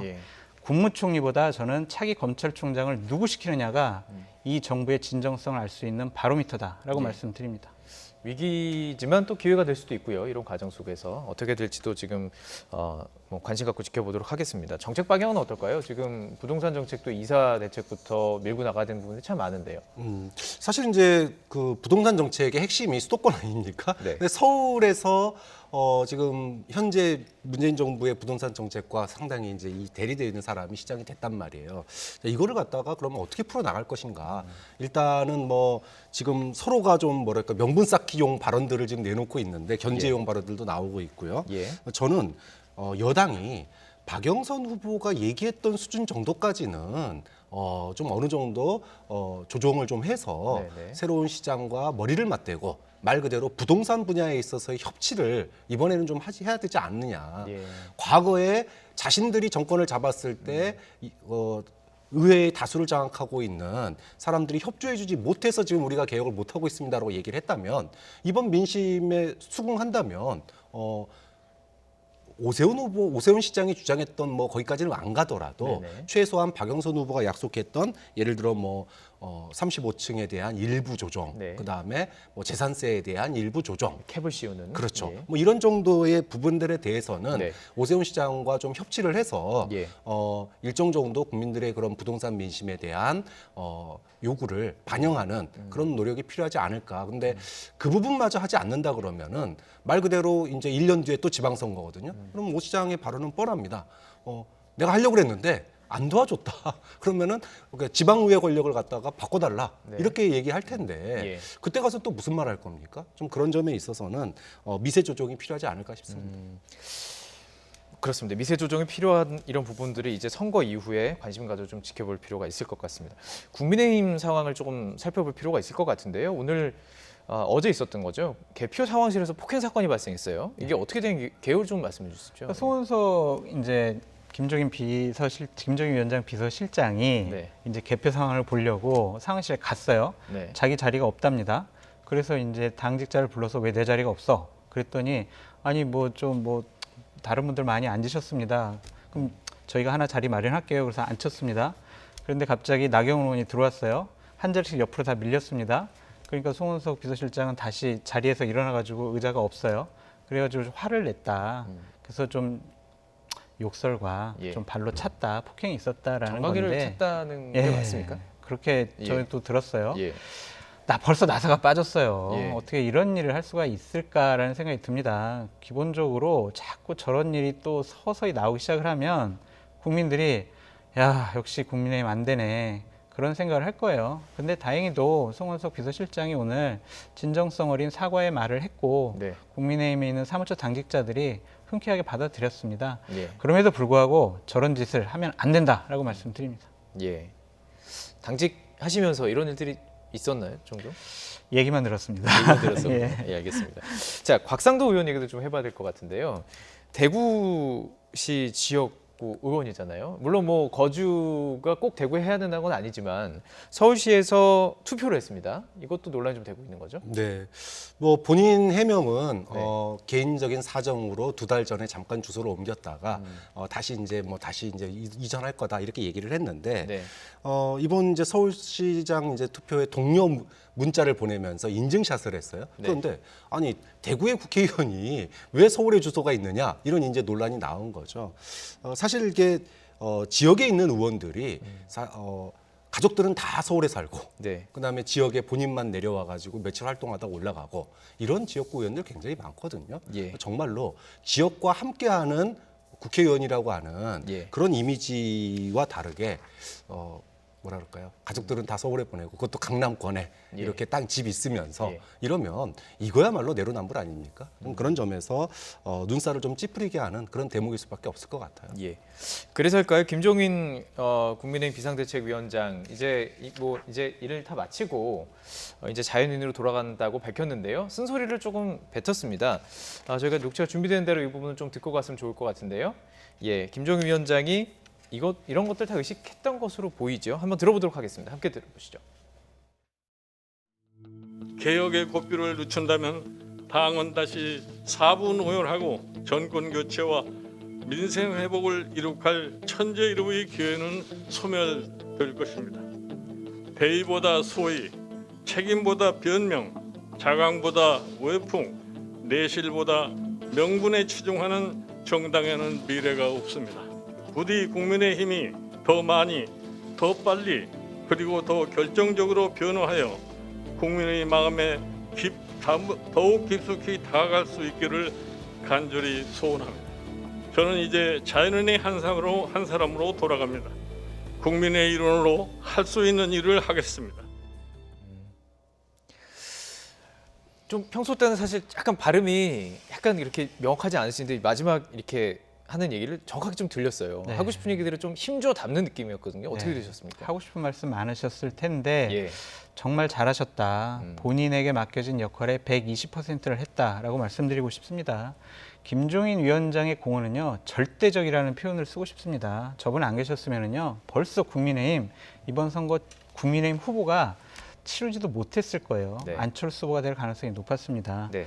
저분의 공헌은 세 가지라고 좀 보여져요. 당을 그동안 한 10개월 동안 안정적으로 실수하지 않게 관리했습니다. 두 번째는 당을 개혁하고 혁신했습니다. 약자와의 동행이라고 하면서 당원 당규를 좀 정강 정책을 좀 고쳤고 5.18 민주화 묘지 가서 무릎 꿇고 사죄를 했습니다. 예.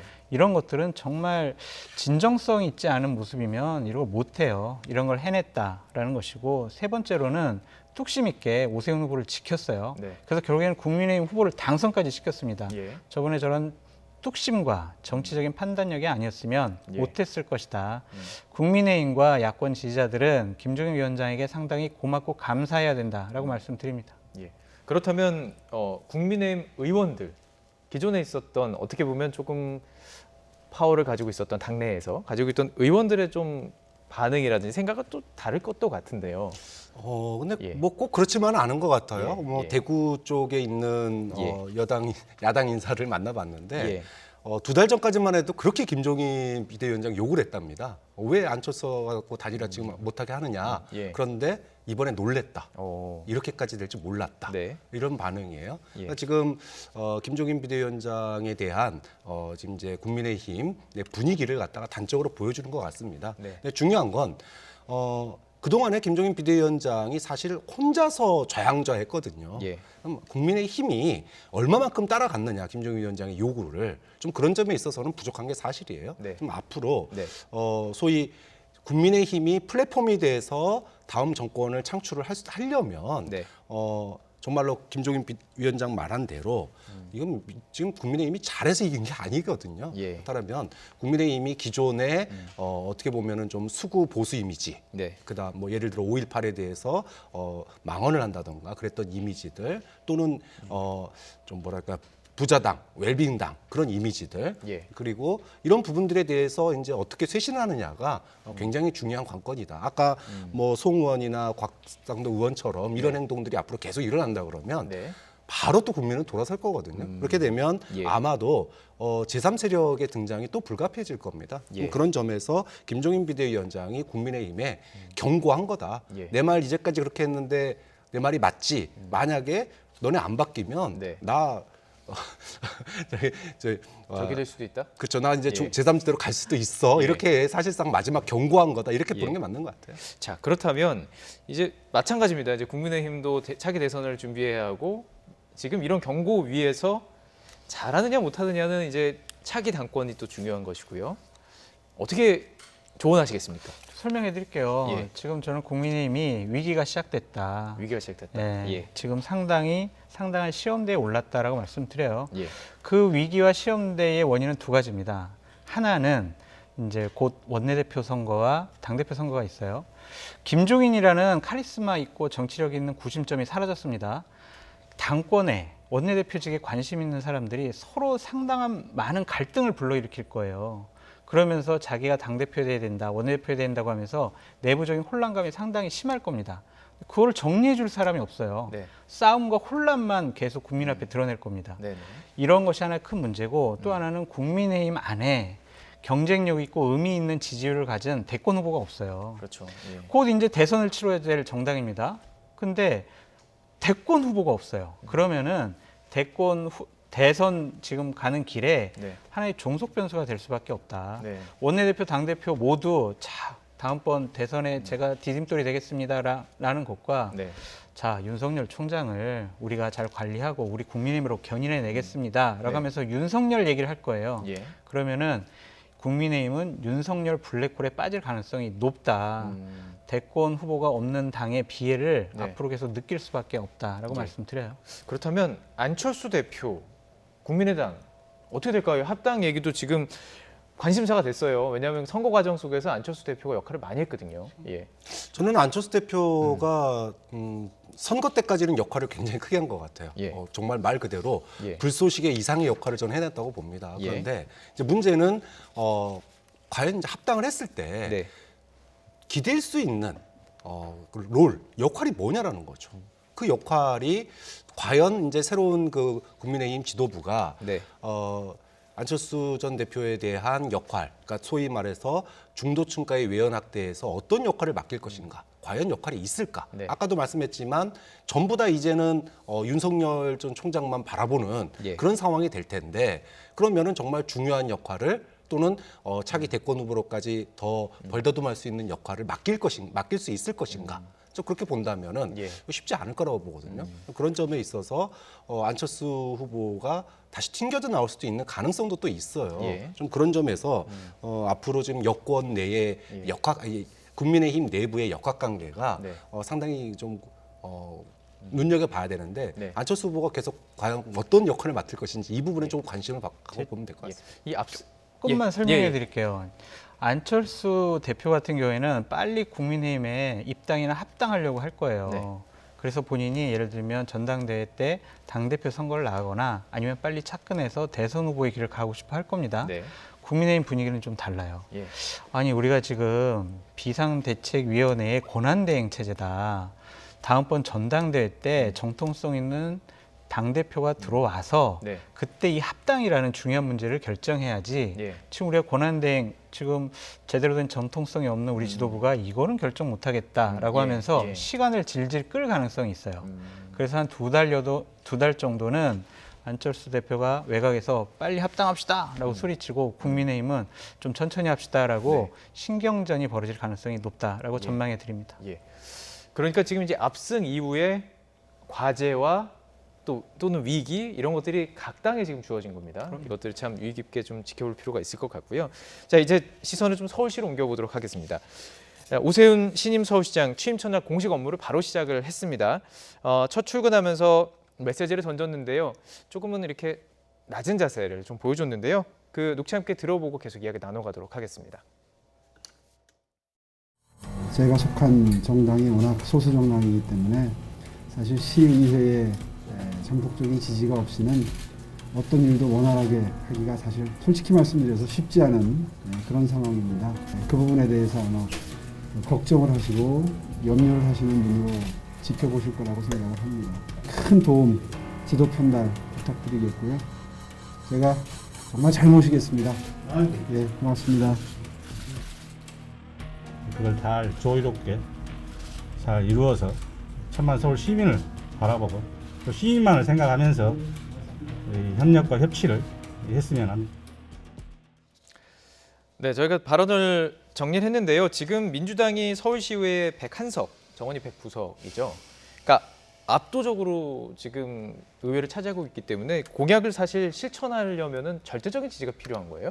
그렇죠. 뭐 예. 35청 이상 인허가도 그렇고요. 네. 그다음에 이제 재개발도 그렇고 용적률 관리도 그렇고 다 서울시 의회에서 관할하는 사항들입니다. 네. 시장이 하고 싶다고 해서 할 수 있는 게 아니에요.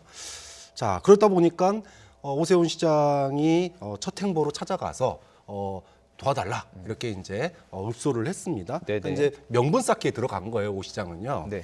반면에 서울시 의회는 서울시 직원들에게 이메일을 보내서 안정적인 관리가 중요하다 이렇게 얘기를 했어요. 그러니까 쉽게 얘기하면 변화에 대해서 좀 뭐라 그럴까요?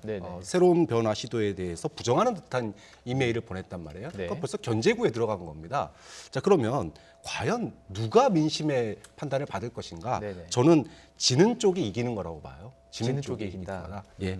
명분과 뭐 이런 거 다 붙어나서 아까도 얘기했지만 네. 결국은 시민들의 요구거든요. 서울 시민들의 요구가 어디에 있는지를 봐야 돼요. 네. 그렇다면은 저는 부동산 협치 이 부분에 있어서 아니 서울시 의원들이 다 민주당이었으면 박영선 후보 지지했잖아요. 그럼 최소한은 박영선 후보가 했던 얘기 정도까지는 어느 정도 오세훈 후보와 함께하는 모습을 보여주는 게 박영선 후보가 1년 뒤에 서울시장 후보로 다시 나왔을 때 이거 내가 했더니 이거 효과 있지 않냐. 이런 할 수 있는 얘기가 있는 거예요. 반대를 위한 반대는 아니고 그렇죠. 그렇게 시민을 하면 안 위한 됩니다. 반대는 있을 네. 수 있지만 왜 지난번에 국민의힘이 네네. 한국당 시절에 패배했습니까? 총선에서? 반대를 위한 반대를 하다가 진짜 180석을 내주고 완패를 했어요. 그럼 서울시 의회도 마찬가지입니다. 좀 네. 그런 점에서 지는 쪽이 이기는 거다라고 봅니다. 예. 또 그런가 하면 넘어야 될 산이 또 있습니다. 지금 그 오세훈 시장의 부동산 대책은 재건축 규제를 풀겠다는 것인데요. 그렇죠. 이게 단순히 서울시 의회만 통과된다고 되는 게 아니에요. 중앙정부를 지금 거쳐야 되는 과정인데 홍남기 경제부총리가 오늘 이런 얘기를 했습니다. 이게 단순히 이루어지지는 않을 것이다라는 거죠. 이게 그냥 지자체만으로 할 수 있는 건 아니라는 맞아요. 얘기였어요. 그러니까 인허가든 주택 공급은 지자체 단독으로는 불가능하다. 네. 그러니까 우리랑 잘 좀 상호 협력을 해야 우리도 네. 뒷받침할 건 뒷받침해주고 우리가 못한다고 하는 거는 못한다고 얘기할 수가 있다라는 건데 네. 서로 서울 시민을 위한 상호 협력을 했으면 좋겠어요. 저거 뭐 다툼을 할 필요가 없잖아요. 집값 안정시켜야 됩니다. 공급 많이 해야 됩니다. 서민층 집 좀 살 수 있게 우리가 정부가 서울시가 협력해가지고 도와드려야 돼요. 네. 괜히 주도권 다툼 할 필요가 없습니다. 저는요, 아까 우리 방송에서는 시의회에서 되게 좋은 말만 해준 걸 방송해드렸잖아요. 민주당 서울시 의회에서는 상당히 모욕적이고 조롱 섞인 얘기를 오세훈 시장한테 했어요. 뭐라고 그랬냐면 권토 중례해가지고 돌아온 만큼 과거 실패를 반면교사 삼아 그동안 보여왔던 불통과 아집을 넣어둬라. 이런 얘기를 했거든요. 까불지 말라는 얘기죠. 예. 우리말 잘 들어라. 네네. 당신 혼자 할 수 없다라는 얘기인데 예. 서울시, 서울시장, 그다음에 정부 이 세 곳이 협력해서 예. 서울 시민들이 불편해하는 부동산 문제 제대로 해결할 수 있는 해결책을 내놔라라고 말씀드리고 싶습니다. 예. 그렇습니다. 지금 서울시장이 이제 신임으로 시작된 과정 속에서도 쉽지 않은 과정들이 계속 이어질 것으로 보이는데요. 교수님께서 말씀해주신 민심을 제대로 파악하는 것, 그것이 가장 중요할 것 같아요. 민심이 어디에 있는지를 가장 파악하는 것이 중요한 상황인 것 같습니다. 자, 이제 마지막으로 저희 한 가지 주제라도 다뤄보도록 하겠습니다. 재밌는 여론조사 결과가 하나가 나왔습니다. 이제 차기 대권 주자 적합도 조사 여론조사가 나왔는데요. 저희가 그래픽으로 준비했습니다. 이재명 지사가 24%로 지금 가장 올라왔고요. 윤석열 전 총장이 18%예요. 그리고 이낙연 전 총리는 10% 이렇게 지금 조사가 됐습니다. 어떻게 보셨는지 궁금하네요. 일단 일단 이재명 지사는 역시나 꾸준한 그 지지율을 갖다가 유지하고 있는 것 같아요. 네. 항상 저 정도 수치 계속 나오고 있죠. 네. 반대로 윤석열 전 총장은 좀 내려갔습니다. 네. 근데 이제 언론의 주목도가 예. 선거 기간 중이기 때문에 예. 윤 전 총장이 자맹이었잖아요. 사실상 투표하는 거 정도 공개했지. 그러다 보니까 언론에 이제 노출도가 없어지니까 내려간 것으로 보이고요. 네. 역시나 이제 가장 걱정되고 또 이슈가 되는 거는 이낙연 대표인 것 같아요. 이낙연 전 대표 지금 당 내에서 민주당 내에서 불출마 요구까지 지금 나오고 있거든요. 네. 하여튼 이 위기를 과연 벗어날 수 있을까? 이게 쉽지 않은 상황이고 예. 또 이낙연 대표가 만약에 이제 중도에 이렇게 불출마를 하게 된다면 네네. 그 공백은 누가 또 차지할 것인가? 여권 내에 지금 여러 사람들이 그 자리를 지금 노리고 있는 상황인데 네. 이 부분도 과연 그러면 지금 하마평에 오르고 있는 정세균 총리를 비롯한 그 사람들이 네. 과연 이낙연 전 대표의 그런 지지율만큼이나 올라갈 수 있을 것인가? 예. 이 부분께 본다면 결국은 민주당이 대선까지 가는 과정에서 네. 누구 중심으로 가야 되는지 사실 명확한데 예. 그 명확한 사실을 보려고 하지는 않아요. 즉 이재명 지사 중심으로 가면서 새로운 인물들이 거기에 도출이 돼야 되는데 네네. 마치 이제 소위 말하면 친문결합 이런 식으로 또 흐르게 되면 예. 이게 또 개파 갈등으로 갈 수도 있는 거예요. 좀 그런 점에서 민주당의 이제 이번 대선 이 주자 지지율을 보면서 네네. 민주당 내에 소위 당권파가 고심이 굉장히 깊을 것 같습니다. 이게 조사 기간이 4월 5일에서 7일입니다. 그러니까 그 선거가 딱 껴있는 그 기간에 지금 조사가 됐기 때문에 말씀해 주신 대로 윤 전 총장 같은 경우는 주목을 못 받았고 근데 사실 이재명 지사 같은 경우도 주목을 못 받았거든요. 근데 지금 1위를 하는 데는 뭐가 있을까요? 글쎄요, 어쩐 지지층이 탄탄하다, 예. 매니아층이 생겼다라고 예. 볼 수밖에 없고요. 예. 저 여론조사의 우리가 관전 포인트는 윤석열 총장이 한 7% 정도 떨어졌네, 저번 조사보다 이거거든요. 세부적으로 분석을 해보면 오세훈 후보가 3% 정도 받고 홍준표 대표도 조금 좀 올라가고 예, 예. 안철수 대표도 좀 올라가고 이래가지고 좀 분산 효과가 있었던 것 같아요. 예, 예. 근데 이게 흐름인지 네. 아니면은 이거는 그냥 조금 민심과 어긋난 여론조사인지는 이번 주말과 다음 주에 분명히 발표될 거예요. 네. 그것을 한번 보고 판단해야 될 것 같다라는 예. 생각인데 예. 활동이 별로 없었어도 저 정도의 18%의 여론조사가 나왔다는 것 자체가 윤석열 총장도 매니아층이 생겼고 네. 지지세가 공고하다라고 보여지고 네. 또한 대선 후보로서 경쟁력을 갖췄다라고 평가해 볼 수 있을 것 같습니다. 그래서 사실 김종인 전 위원장의 행보가 관심이 가고 많은 기자들이 질문을 해요. 그리고 사실 어제도 저희 그 당직 그 비대위원이 나왔을 때 혹시 윤 전 총장과 김종인 위원장이 연락하는 거 본 적 있느냐 제가 질문을 드렸습니다. 그랬더니 못 봤다. 하지만 이후에는 어떻게 될지 모른다라는 식으로 말씀하셨거든요. 그렇다면 김종인 위원장이 자연인으로 돌아가서 윤 전 총장도 자연이니까요. 만나서 어떤 정계 개편의 움직임이 있을 수 있는 가능성 얼마나 보시는지요? 저는 뭐 김종인 위원장하고 윤석열 전 총장이 세트로 움직일 가능성이 매우 높다고 봐요. 높다. 네, 그게 뭐 그 플랫폼이 국민의힘이 됐던 네. 아니면은 국민의힘이 실망감을 준다 그러면은 제3 뭐 정당이 됐던 저는 김종인 비대위원장이 혼자서 움직일 일은 없다. 결국은 대선 주자 킹메이커 역할을 할 수밖에 없는데. 네. 김종인 비대위원장은 한결같이 얘기했습니다. 안철수는 아니라고. 그렇다면 남는 사람은 윤석열밖에 없는 거예요. 그러면 윤 전 총장 입장에서도 예. 이번에 김종인 비대위원장이 과거에 민주당 비대위원장 시절 예. 문재인 대통령 만드는 과정, 그 전에 박근혜 대통령 만드는 과정, 또 이번에 서울시장 만드는 과정, 이 과정을 봤기 때문에 네. 조직이 없는 윤석열 전 총장으로서는 상당히 그 정치권 내에서 이동이 자유로운 김종인 위원장이 굉장히 좋은 파트너가 될 수밖에 없죠. 좀 그런 점에서 세트로 움직일 가능성이 높다고 봅니다. 예. 그런데 이게 지금 과연 국민의힘에서 이게 이루어지느냐 이것도 관심이에요. 이준석 그 국민의힘 선대위 뉴미디어 본부장 같은 경우는 선거 비용 얘기를 하면서 들어와야 된다고 얘기를 하는데 제3지대에서도 가능성이 있는 것이고 국민의힘에서도 가능성은 다 열리는 거 아닙니까? 제3지대에서 정치를 시작하더라도 네. 결국에는 국민의힘과 합치든지 예. 아니면 들어가든지 아니면 국민의힘을 흡수하든지 해서 그 플랫폼을 갖고 대선을 출마할 것 같아요. 네. 저는 6월과 9월을 주목해라라고 말씀드리고 6월, 싶습니다. 6월은 윤석열 총장이 정치를 아마 6월쯤에 선언할 것 같아요. 왜냐하면 6월 정도. 6월 초까지 국민의힘이 전당대회를 통해서 차기 지도부를 뽑습니다. 네. 그렇게 국민의힘의 지도체제가 꾸려진 다음에 그 다음에 아마 정치를 하겠습니다. 대선 후보의 길을 가겠습니다라고 선언할 가능성이 높다라고 전 분석을 해보고 예. 또 하나 9월을 주목하라는 것은 국민의힘에서 차기 대선 후보를 뽑는 게 11월 9일이에요. 그러면 대략 2달 전인 9월에 대선 후보 경선이 시작됩니다. 네. 그러면은 국민의힘과 같이 할 거면 9월 달에는 국민의힘에 입당을 해야 된다. 그래서 6월과 9월을 주목해라라고 말씀드리고 싶습니다. 알겠습니다. 6월, 9월, 5월은 이제 전당대회들이 있고요. 5, 6, 9월 계속해서 이제 대선의 시계로 흐르는 것 같습니다. 시청자 여러분들께서도 이 시기에 맞춰서 좀 관심 가지고 지켜보시면 재밌을 것 같습니다. 박창환 장한래 교수 또 장성철 공감과 논쟁 정책센터 소장 모시고 이야기 나눠봤습니다. 고맙습니다. 감사합니다.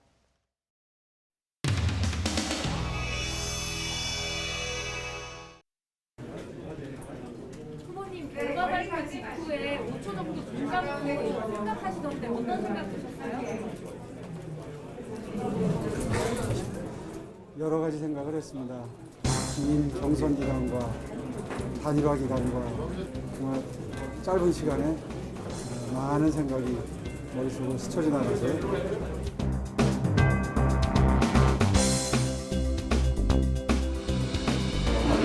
네, 출구조사 결과입니다. 서울시장에는 민주당 박영선 후보 47.7%, 국민의힘 오세훈 후보 59%로 오세훈 후보의 당선이 예측됐습니다. 4, 2, 1, 0.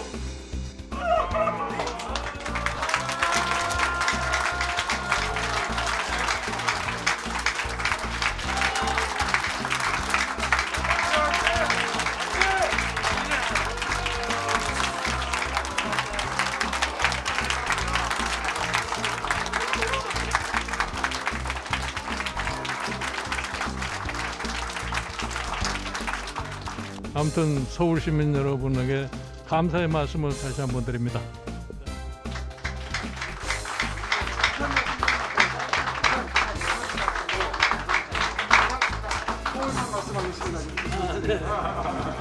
네, 부산 시민 여러분에게도 또 감사의 말씀을 드려야 할까 죄송합니다. 축하드립니다.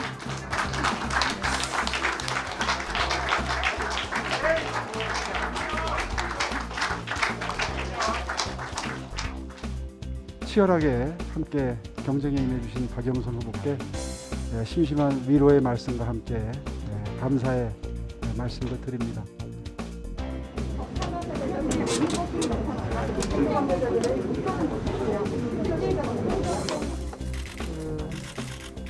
진심이 승리하기를 바라면서 끝까지 응원을 해주셨던 시민 여러분들께는 무한한 감사의 말씀을 드리고, 또 회초리를 들어주신 시민 여러분들께는 겸허한 마음으로 제가 그 모든 것을 다 받아들이면서 가야 되겠다 이렇게 생각하고 있습니다. 시민 안에서 혹시 지도부 총사퇴나 이런 논의가 실제로 있었는지 되겠지 뭐 그렇게. 어느 정도 결정이 난 그래. 상황인가요? 아니면 내일 최고의 의견을 하신 거예요? 당연히 세진 안 하면 어떻게 지금. 최고의 의견을 하신 건가요?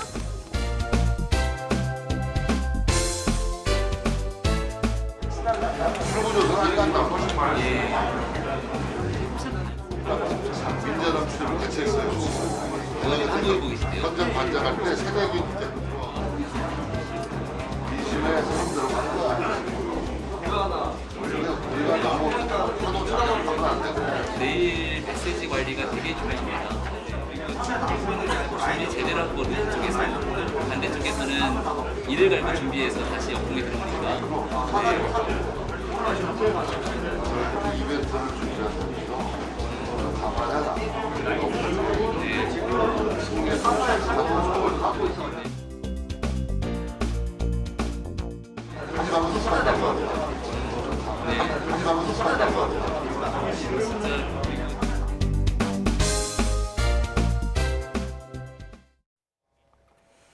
네, 뉴스나이트 이어가겠습니다. 재보선에 따른 여야 지도부 체제 정비로 다음 주에 열릴 예정이었던 국회 대정부 질문 일정이 연기됐습니다. 더불어민주당 김영진, 국민의힘 김상원 원내수석 부대표는 대정부 질문을 오는 19일부터 21일까지 열기로 합의했습니다. 안건 처리를 위한 본회의는 오는 29일에 열립니다. 국가안전보장회의 NSC 상임위원회는 북미 대화가 조속히 재개될 수 있도록 관련국과 긴밀히 협의해 나가기로 했습니다. NSC 상임위원회는 오늘 유영민 대통령 비서실장 주재로 열린 회의에서 최근 한반도와 주변 안보 정세와 이번 한미일 안보실장 협의 결과를 평가하면서 이같이 논의했습니다. 이와 함께 오는 7월 도쿄올림픽이 철저한 방역 대책 속에 안전하게 개최돼 평화의 올림픽으로 치러질 수 있도록 외교적 노력을 해나가기로 했습니다.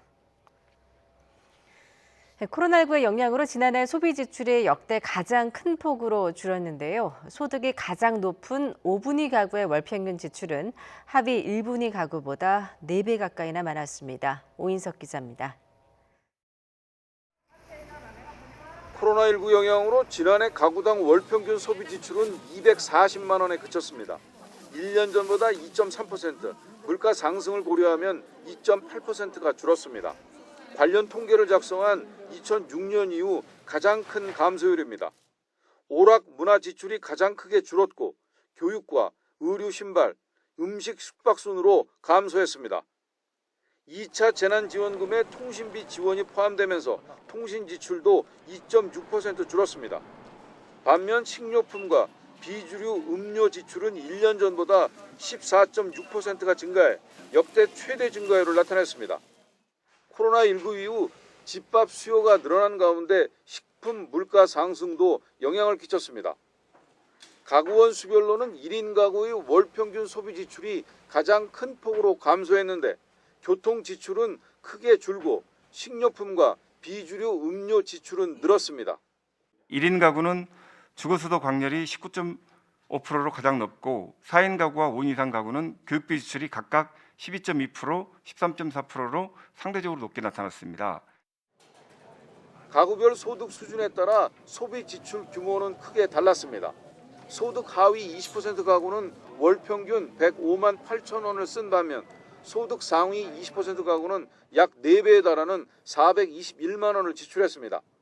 다만 소득 1분위 평균 가구원 수가 1.44명인 반면 5분위는 3.35명인 점도 영향을 끼쳤습니다. 소득이 1에서 4분위 가구는 식료품과 비주류 음료의 지출 비중이 가장 컸고 5분위 가구는 지난해 자동차 구입이 늘어난 영향으로 교통 지출이 가장 많았습니다. YTN 오인석입니다. 지난해 동학개미 운동 등 주식 투자 열풍으로 가계가 주식 투자를 위해 굴린 돈이 사상 최대인 83조 원에 달했습니다. 하지만 가계 금융기관 차입금도 역대 기록을 세워 가계 주식 투자의 상당 부분이 대출을 통한 비투였던 것으로 추정됩니다. 한국은행 발표에 따르면 가계는 지난해 국내외 주식에만 83조 3천억 원의 자금을 운용해 국내 주식 63조 2천억 원, 해외 주식 20조 1천억 원어치를 취득했는데 이는 지난 2018년 국내 주식 취득액의 4배, 2019년 해외 주식 취득액의 10배에 달합니다. 전라북도 지역 초등학교 3곳에서 확진자가 잇따라 나와 방역당국에 비상이 걸렸습니다. 모든 수업이 원격 수업으로 전환된 학교의 학부모들은 갑작스러운 육아 공백 탓에 고민이 깊습니다. 김민성 기자입니다. 전북 전주시 호성동 한 초등학교입니다. 개학한 지 한 달이 지난 평일 점심시간인데 운동장이 텅 비었습니다.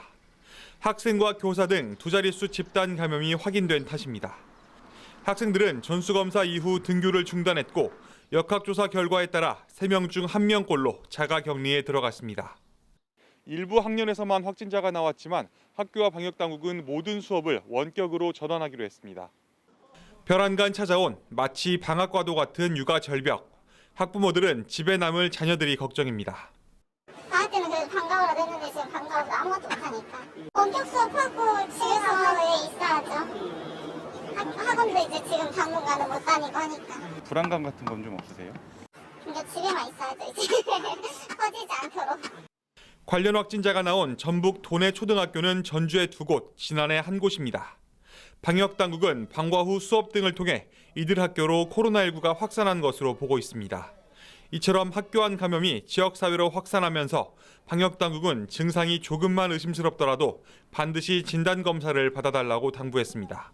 YTN 김민성입니다.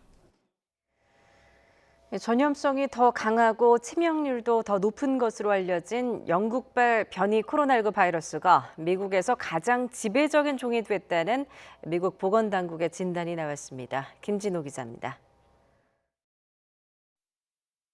존스홉킨스 대학의 통계를 분석한 결과 지난 일주일간 미시간과 뉴욕, 플로리다, 펜실베이니아, 뉴저지 등 5개 주에서 나온 신규 확진자가 미국 전체 신규 확진자의 43% 정도를 차지했습니다. 지난 일주일간 45만 3천여 명의 신규 감염자가 나왔는데 그중 이들 5개 주의 감염자가 19만 6천여 명에 달했다는 것입니다. 이들 5개 주는 인구를 기준으로 하면 미국 전체의 22%를 차지하기 때문에 그만큼 주간 신규 확진자 비중이 컸다는 것을 알 수 있습니다. 특히 미시간주에서는 1,649명이 영국발 변이로 확인돼 지금까지 확인된 영국발 변이 중 10%가 넘는 비율을 보였습니다. 변이 확산과 함께 미시간주의 감염자도 5주 새 5배가 늘 정도로 증가세가 가팔라지고 있습니다. 문제는 전염성이 강한 영국발 B117 변이가 미국의 가장 흔한 종이 됐다는 것입니다. Based on our most recent estimates from CDC surveillance, the B117 variant is now the most common lineage circulating in the United States. 월렌스키 국장의 발언은 미국에서 코로나19의 4차 유행이 시작됐다는 징후가 보이는 가운데 나온 분석이어서 주목됩니다. CDC에 따르면 6일까지 16,275명의 영국발 변이 바이러스 감염자가 확인됐습니다. 그러나 CDC는 실제 영국발 변이 감염자는 이보다 훨씬 많을 것으로 추정하고 있습니다. 변이 여부를 확인하려면 유전자 염기 서열 분석 작업을 해야 하는데 확진자 가운데 일부에만 이를 수행하고 있어서 실제 감염자는 더 많다는 것입니다. 게다가 30대에서 40대 사이에 젊은 성인들의 확진이 늘고 있어 불안감이 커지고 있습니다. Hospitals are seeing more and more younger adults, those in their 30s and 40s, admitted with severe disease. 사정이 이렇다 보니 연방정부가 감염자가 급증하는 미시간 같은 곳에 더 많은 백신을 배포하도록 정책을 수정해야 한다는 의견도 나오고 있습니다. YTN 김진호입니다. 한국농어촌공사에서 일하면서 내부 정보를 이용해 부동산 투기를 한 혐의를 받는 50대가 구속됐습니다. 대구지방법원은 농어촌공사 직원 52살 A씨의 구속영장을 발부했습니다. A씨는 지난 2017년 농어촌공사가 영천시에서 위탁받은 영천시 임고면 권역단위 종합정비사업을 담당하면서 미공개 정보를 이용해 토지 5,600여 제곱미터를 산 혐의를 받고 있습니다. 국민권익위원회가 부동산 투기 행위를 스스로 신고하는 공직자에 한해 책임 감면제를 적극 운영하기로 했습니다. 이는 자진 신고를 포함해 범죄 행위 적발에 협조한 경우 징계를 덜어주는 제도로 권익위가 책임 감면을 요구하면 해당 기관은 원칙적으로 따라야 합니다. 권익위는 자진 신고자가 징역 벌금형 등 형사처벌 대상일 경우 수사기관과 재판부에 책임 감면제 취지를 충분히 설명하고 양형에 고려되도록 할 계획입니다. 보수공사를 하던 중 무너져 2명이 숨지고 2명이 다친 광주 기림동 목조주택 사고 현장에서 합동 감식이 이루어졌습니다. 광주 동부경찰서는 국립과학수사연구원, 한국산업안전보건공단 등과 함께 사고 원인 규명을 위한 합동 현장 감식을 진행했습니다. 경찰은 감식을 통해 정확한 붕괴 원인과 안전수칙 준수 여부를 확인할 계획입니다.